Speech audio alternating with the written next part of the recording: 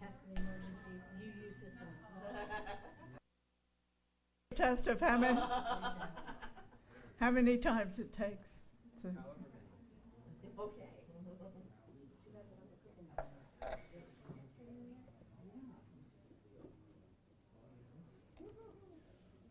So someone once told me that UUs don't pay attention until you do it 3 times, the chime.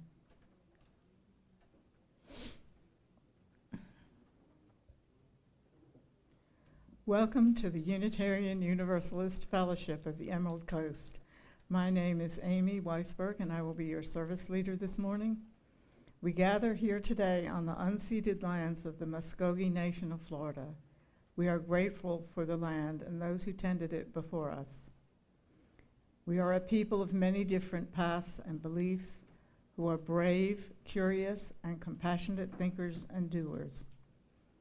While diverse in age, ethnicity, and gender, we share the same values, centered around love and acceptance of all. Our goal is to open minds, inspire spiritual growth, and ignite a passion for social justice. If you are here visiting, you've discovered a community of friendly and fallible humans who welcome you here. All of us were visitors and strangers once. We found friends and opportunities for spiritual growth and justice work here. If you are visiting today, please fill out a card on the table by the front door so we can connect with you. In your order of service, you'll find, I think, a description of upcoming services as well as announcements. We also have something we call second hour, which begins around 11:15. Second hour consists of small discussion groups. And I think you can just read the announcements. Do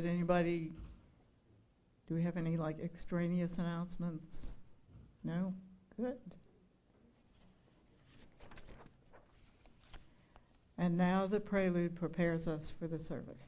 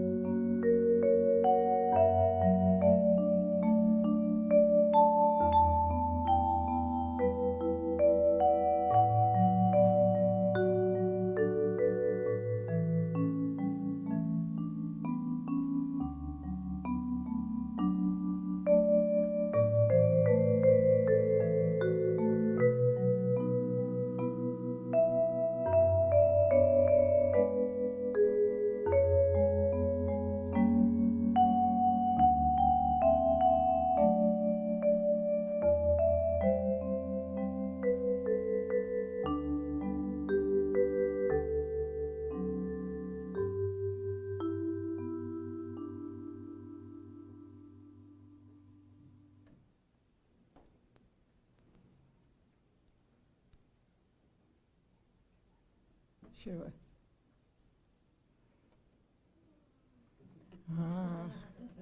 I forgot to ask him to light the chalice.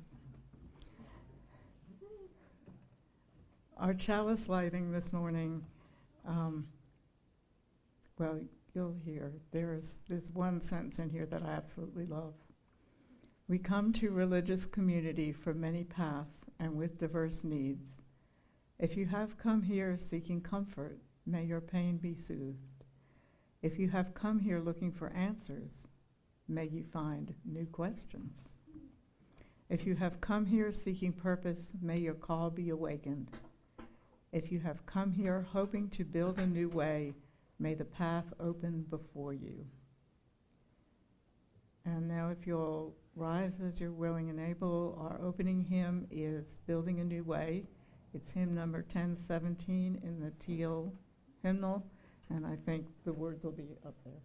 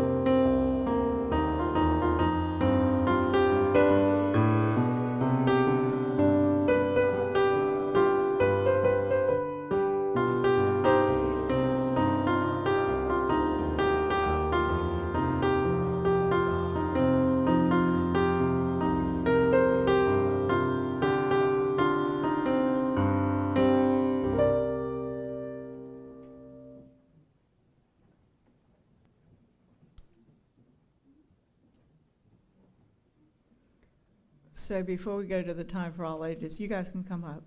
I want to tell you something about that hymn. A few years ago, I was looking through the hymnal, you know, for new stuff, and when the teal hymnal came out, I was looking through that, and I saw that the person who wrote that hymn, her name was Martha Sandifer, and I said, you know, there can't be two people in the world named Martha Sandifer. So I looked at the birthday, it says 1952, and I was like, yeah, that's her. She was a year ahead of me in school. She went to, was one of my sister's friends. I had no idea she even like had anything to do with UUs and she just like lived around the block from us. And in between, you know, like 40 years, all of a sudden there she is again. Had no idea. Okay, so now the time for all ages. So how many of you have read The Lion, the Witch, and the Wardrobe?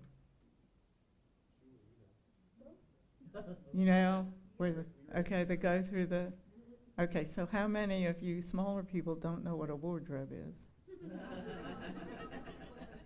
Ha ha ha, see? In the Dark Ages, before there were no closets in houses, believe it or not. And you had to have this piece of furniture with the drawers and a rod in it where you could put your clothes. That doesn't really matter. But in the book, the children are sent during the Second World War, the Blitz in London, and they're sent away from London to get out of the bombing. They're sent to this really spooky house in the country in England, and that happened a lot. Children got sent to a lot of spooky houses.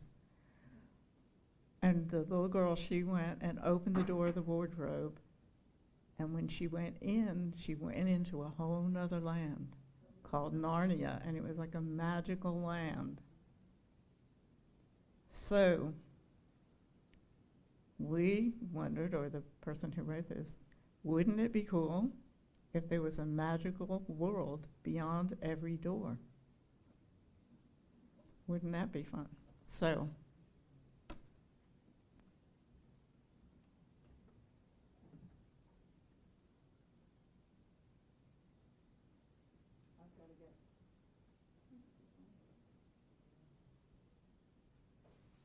are we on it? Oh, okay. So let's go to the first one. So that's my front door, and I can tell you that beyond it is a cat. There's not like anything really magical about that door. Okay, so let's go to the next one. So just look at that door, and it's nighttime outside, but you can see there's lights inside. And what do you think magical might be in that house? So if it's your door, because y'all sent me things, don't say anything. What do you think might be magical behind that door? It looks like Christmas. Like I can see red little like bulbs and then white everywhere behind it. So it just looks like Christmas. It looked like Halloween because of the decorations outside. So what else do you think might be in there? A magical world? Halloween magical world. Maybe it's just a whole bunch of holidays all in the same house all at once. Santa Claus. Ah, Santa Claus. Okay, let's try the next one. Can you see that door? So y'all big people can answer too. So what do you think when you open that door, what kind of world will you walk into? Coraline's house. Ah, looks like it, doesn't it? Gingerbread Man Factory? Okay. Could be.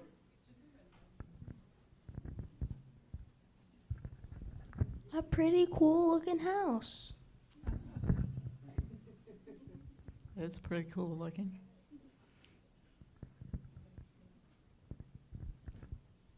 It's winter. It's winter. It does look like winter. Only I happen to know that that house is in New Orleans, and it's probably not winter. They don't have winter there. Okay, let's look at the next one.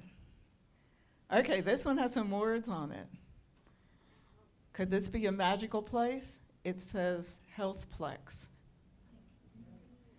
What could be magical about what's inside here? Nature. Nature. Oh. I can see a reflection, so I'm wondering if there's an opposite world behind that door. Oh, you're right. Maybe there is. Healthy stuff. Do you think maybe if you walk through that door, it would just cure everything that was wrong with you? Medical drugs. Medical drugs. Could be. Okay, let's go to the next one. Okay, so this is a door to a bus. Those of you who have never been on a bus, which could be. So what would happen if you went through that door and got on that bus? When you got on the bus, it would take you to the creepy old house. And then you'll go to the creepy old house, go in the wardrobe, and then you're going to go in the wardrobe, and you're going to get to Narnia, and then you're going to get kicked out of Narnia for robbing everyone.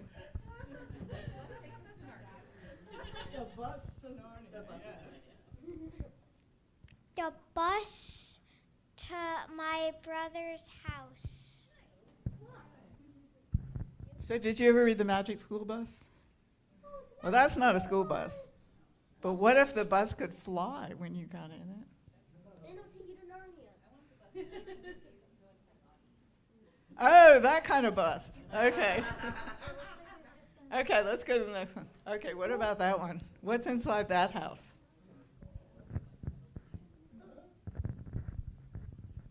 Um. Okay. What's magical inside that house? Art gallery. Ah, a magical art gallery? Something truly magical. It does look truly magical, doesn't it? Okay, let's go to the next one. Okay. Okay, so you can see what's on the outside, but what's on the inside when you cross the threshold, when you go in the... Maybe it's going to be really boring because they could put all their Halloween decorations on the outside. Spider-Man ironically got eaten by a spider. John Cena.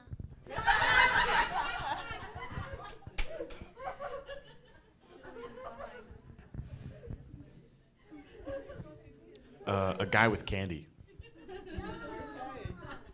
Yes, it could be candy. Okay, next one.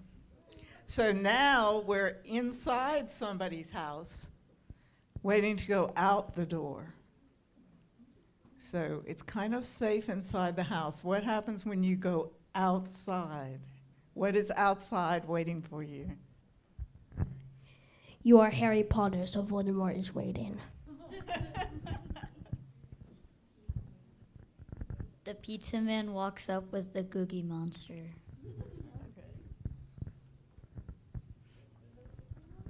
Okay, and where's the next one? Okay, so what door is this?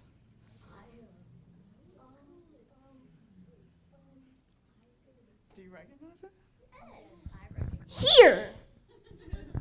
So what does it look like? What magical thing happens in here?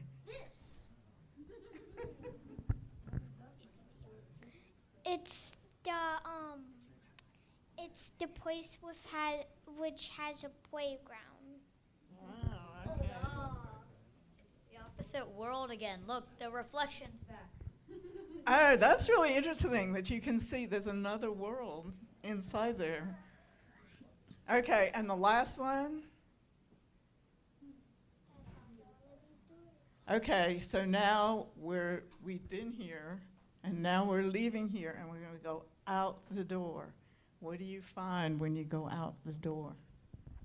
You go, then you turn, you see the playground. It's pretty cool. And then you go, and then you see the parking lot. You get in your car and you go home. But there's a big world out there when you go out that door, isn't there?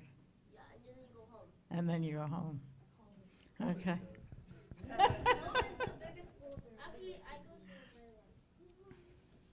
So we go in and out doors all the time, and most of them we know, and we know what we're going to see when we go in and out. We don't expect magical things to just show up. But what if we just thought about maybe, I guess I can put this down, maybe there is something magical inside a door, right?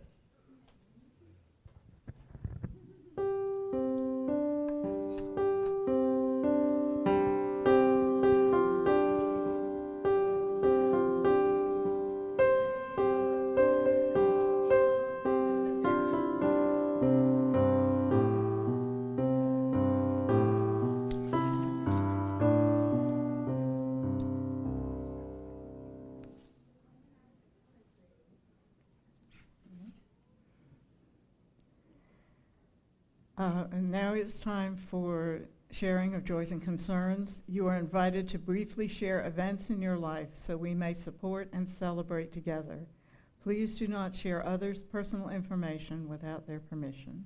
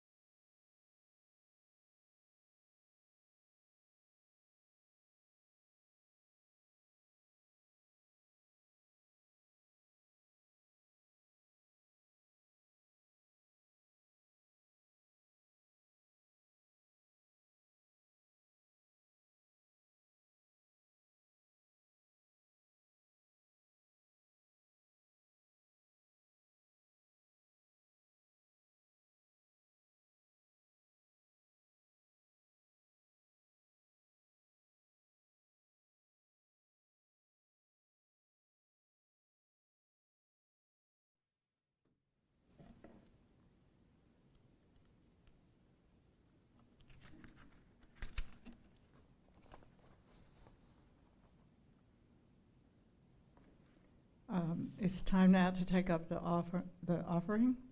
After our song of dedication, greeters will take up the offering. Generosity is a spiritual practice. Our fellowship is supported by our pledges and donations. If you are paying your pledge with a check today, please make a note in the memo line that it's for the pledge. We also have a tradition we call Share the Plate, where we split equally all cash donations and checks not marked as pledges with a local charity. So for the month of October, we're introducing a new Share the Plate partner, the Crestview Resource and Community Development Center.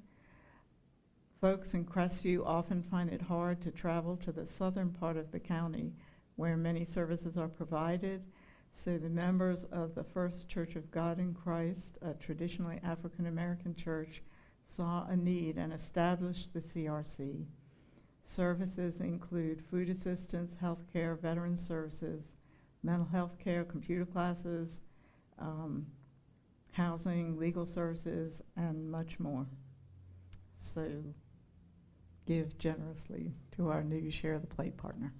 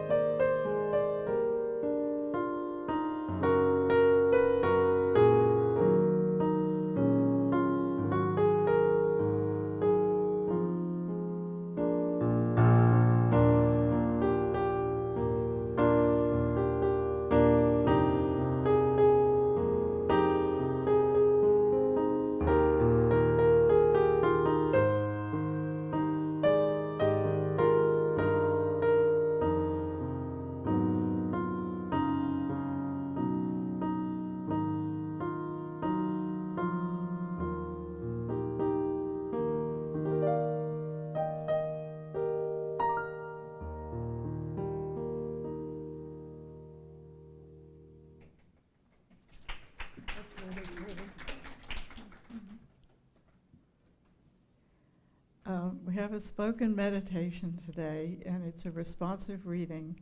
So I think the words will be up here. No? Okay. If they're not there, it's number 443 in the gray hymnal. Oh, they are up there. Okay, and it's hard to tell, but some of it's bold and some of it's italics. So I get the bold and you get the italics. Okay? 443. Oh, it's 444? It's called This House. Okay. So I will start. This house is for the ingathering of nature and human nature.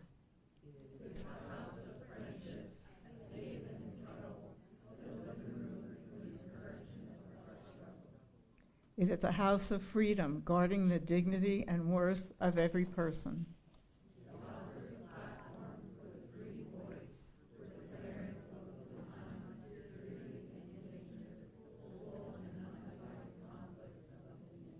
It is a house of truth-seeking, where scientists can encourage devotion to their quest, where mystics can abide in a community of searchers.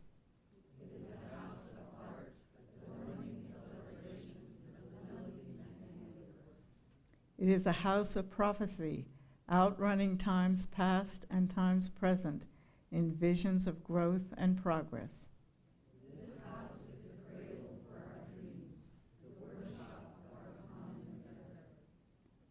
And we'll now have just a few moments of silence.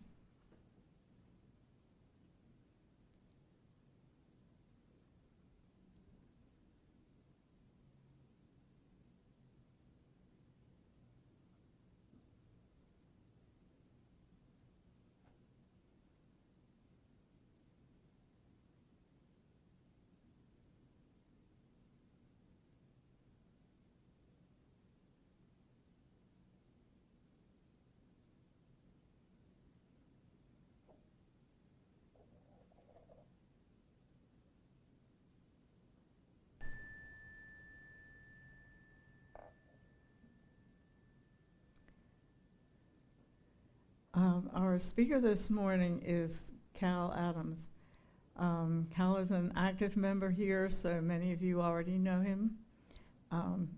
If you don't know him, you should take the time to get to know him because he's a lot of fun. And that's all the introduction he said for me to give. So here's Kal.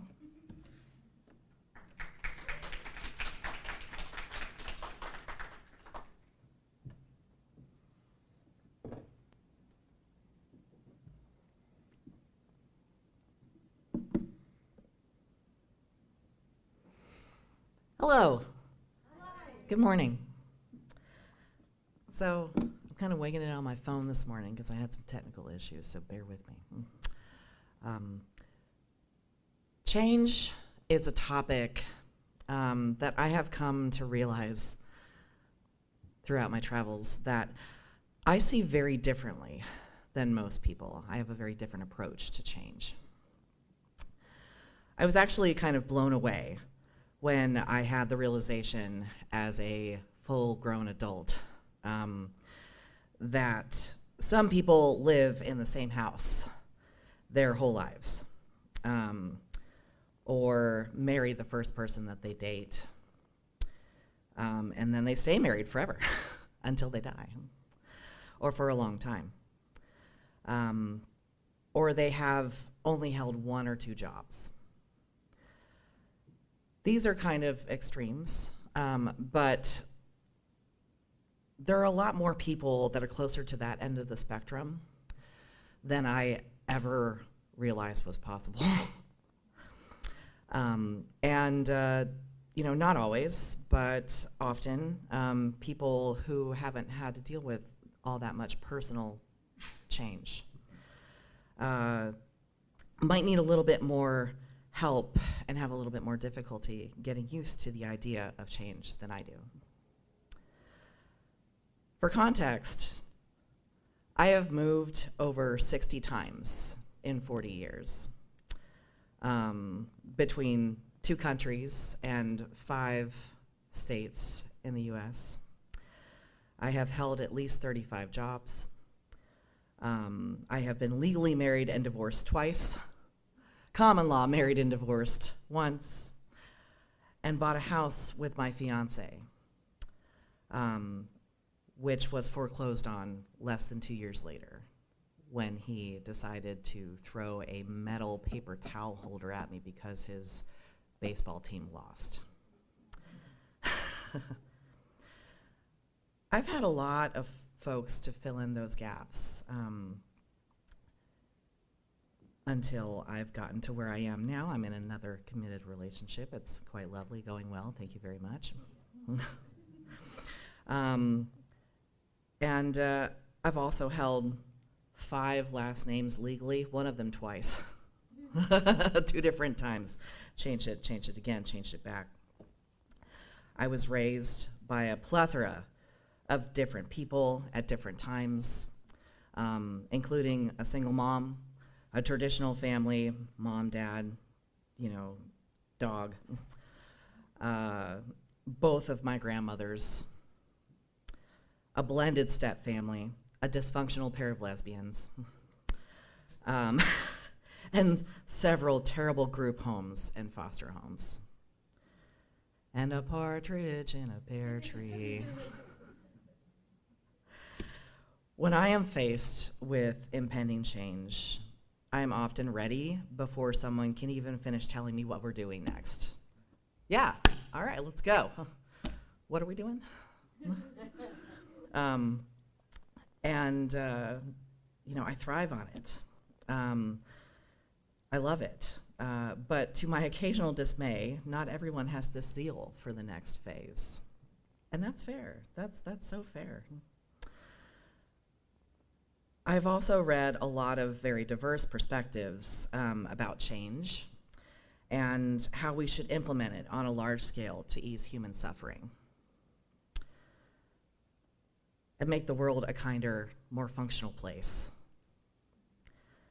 It's kind of one of my hyper focuses. And in my experience, and in my reading and listening to others talk about their experiences, I find that when oppressed people start talking about making real, practical change, there are always those who are waiting in the wings to tell us that we must have patience, we must have temperance and grace, that these things come slowly, by increments only, that whatever we do, we should never ask for too much, that we aren't allowed to be discontented with the crumbs and the smallest possible gestures of appeasement, which solve truly nothing for the most affected. But history tells us a different story. History is chock full of people who changed our collective material conditions or the way that we talked about things, either literally or figuratively, overnight. Both in beautiful and horrific ways. More often than not, kind of a mixture of the two. Few actions only have completely negative or completely positive consequences. They set a chain reaction into play that kind of run the full gamut a lot of the time. Sometimes people make these kind of like zeitgeist shifting changes completely unintentionally, like they don't do it on purpose. It's just kind of a thing that happened. And sometimes it's very much on purpose. Sometimes people were just deluded enough to think that they could change something that everyone around them told them not to focus on. To leave it alone and move on, to do something else, do something more productive with your time.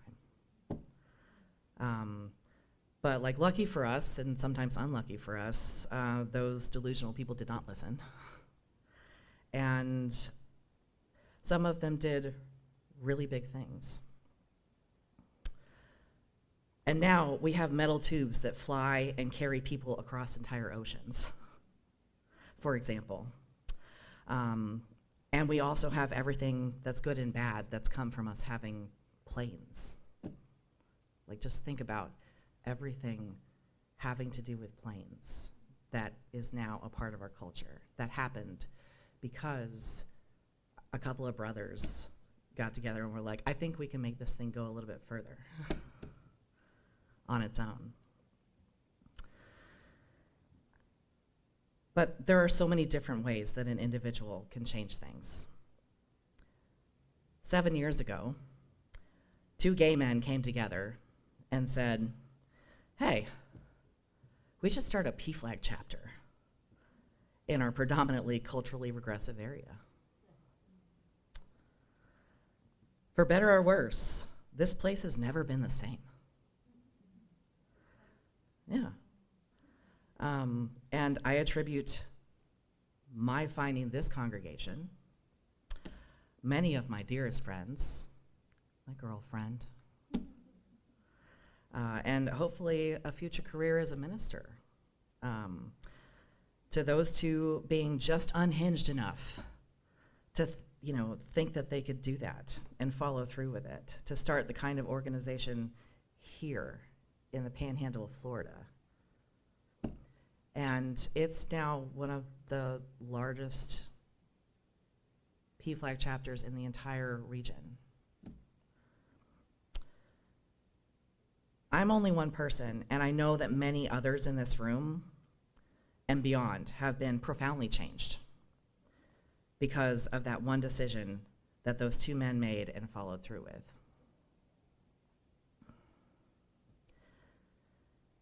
In an interview in the 1980s, James Baldwin, who is a prominent gay black confidant of Martin Luther King Jr.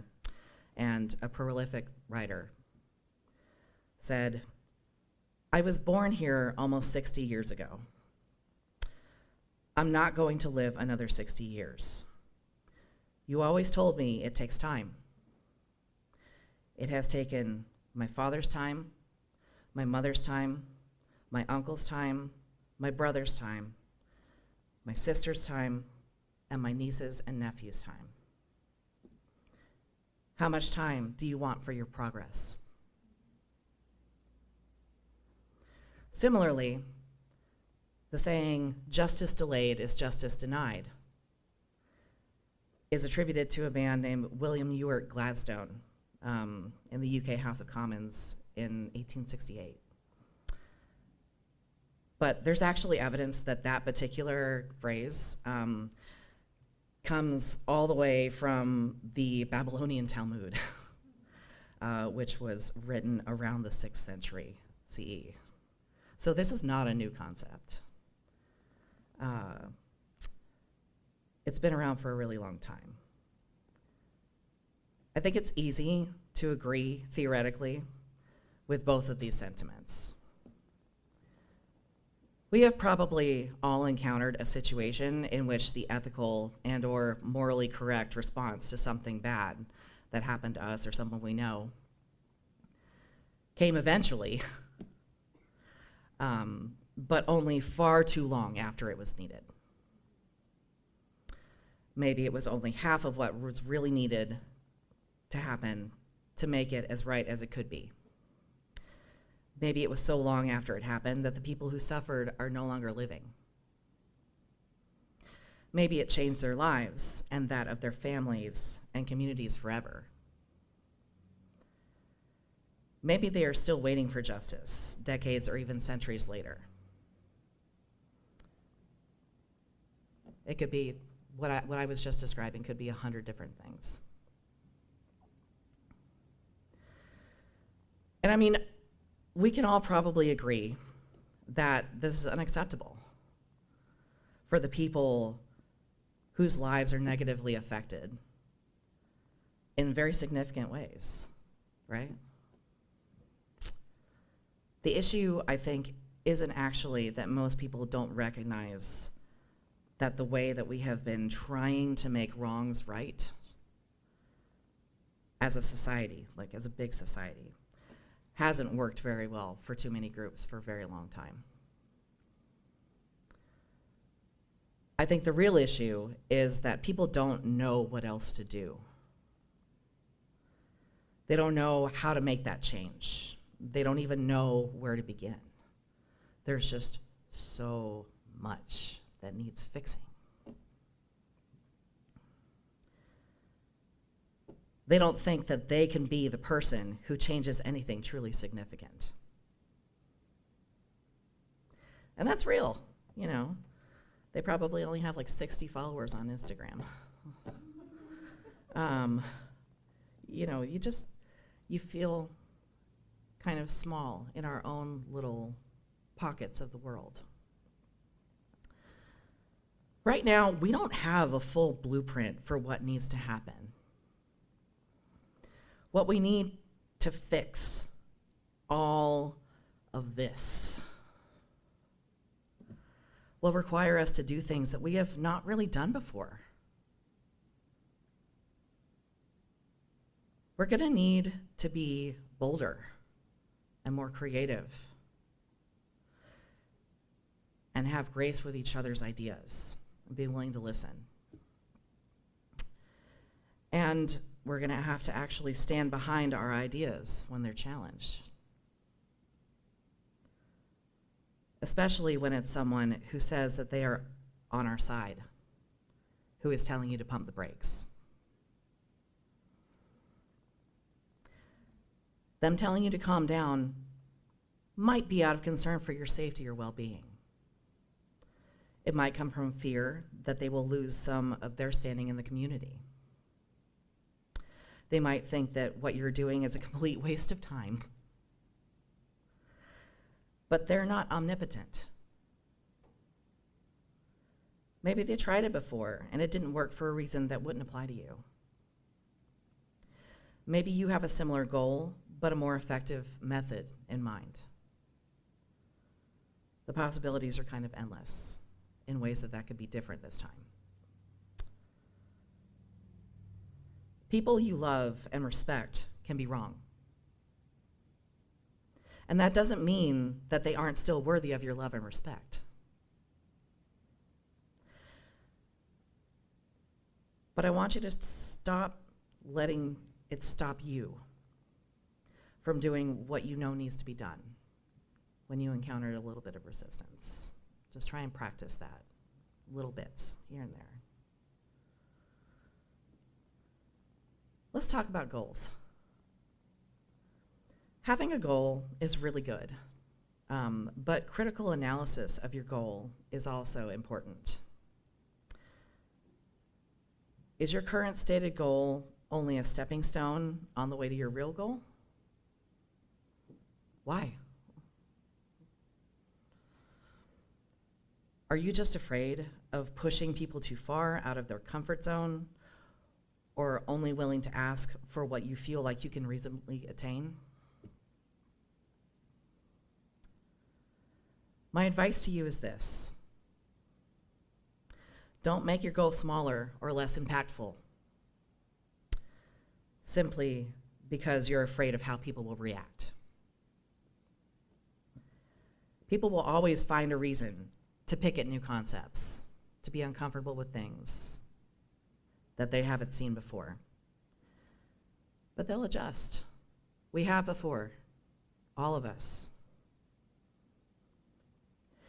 And if you are one of the people who frequently find yourself preaching temperance or softening messages to make them more palatable, I will just ask you to track that, to just watch it, pay attention to it. And, contemplate why, be a little bit introspective about that. Ask yourself where it comes from and whether it still serves you and the community that you are in and that we share. If your goal is to make sure that all people can get health care, for example, should you fight for universal health care, which is a system in which all residents receive free basic health care that is paid for by tax dollars? Or should you pour your time, energy, and money into a campaign for a tax credit for health insurance companies who cover more people? I say this with the understanding that having lofty goals doesn't mean that we don't also fight the little fights. We have to always be moving towards our big goal, always. But the little fights are important too, to get us there. We can practice harm reduction and also never lose sight of the bigger picture. I find that this philosophy of goal setting and subsequent actions helps me find the best way to move forward with clarity of spirit, heart, and mind. We can do hard things, I would like to present as evidence to this effect Exhibit A, your whole life up until now. You made it. I am proud of you, really. And you can dream of ways to do things that have never been done before. We, and you in particular, every one of you, can also make it through being challenged. We can build something new together, and I hope you will. Thank you.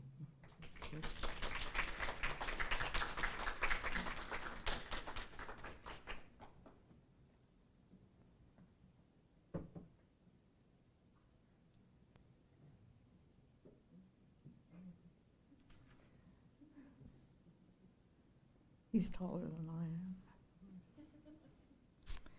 I am. And now if you'll stand for our closing hymn, it's number 121 in the gray hymnal, and I believe the words will be up there.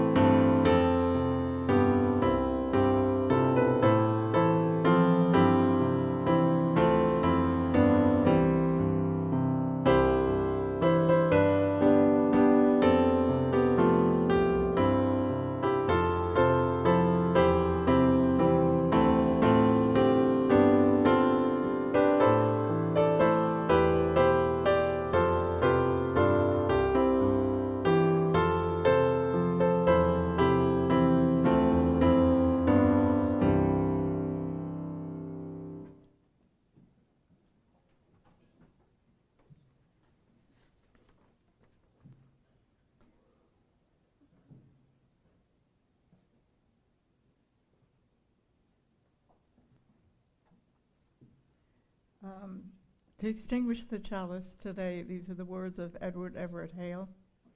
I am only one, but still I am one. I cannot do everything, but still I can do something. And because I cannot do everything, I will not refuse to do the something that I can do. Please remain seated for the postlude and then join us in the back for coffee and conversation, followed by second hour.